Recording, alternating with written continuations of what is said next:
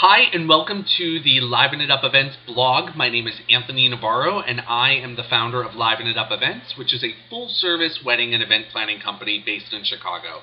The whole purpose of our blog and these videos are to answer your questions that you have on wedding planning or planning events.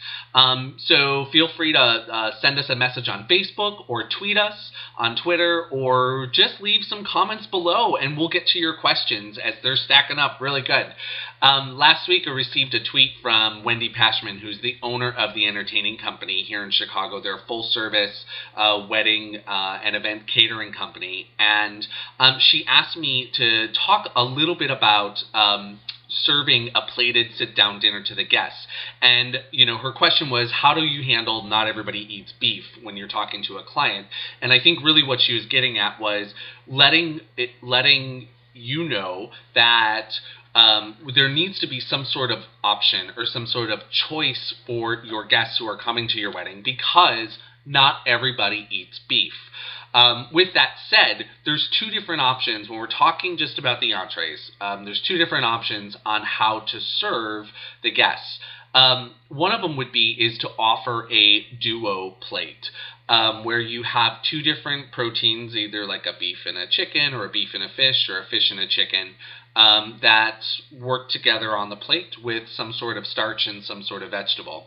Now, I know that there's probably some time in your life that you've gone somewhere and you've had some really bad, combo plate. But I promise you, places that have invested in their chefs and invested in time and recipes and whatnot, they really have come a long way, where everything on that plate is going to make sense, and those flavor profiles are really thought out pretty well, so that what is on that plate is going to blend together perfectly in your mouth. But right there, just by offering a combination, or a duo as we call it, you're giving a little bit of choice to the guests. Some people might not eat the beef, some people might not eat the chicken. However, you're giving them some sort of option.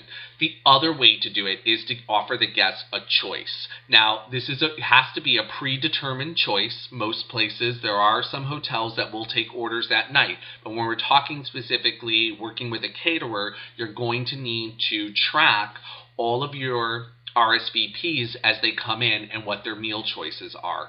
It's a little more legwork on your end, but it's really not that difficult if you kind of have everything set up. And in the next blog post, I'm going to talk a little bit about how to do your guest list and how to keep those options in there. So you'll see that in our next video. But the two ways to do a plated sit-down dinner, really the best to make sure that there's a variety for the guests, is either to offer a duo or to offer a predetermined choice, that this way the guests will have some sort of variety at the table, so that you can kind of please as many palates as you can. So thank you so much for watching this time, and we'll see you next time.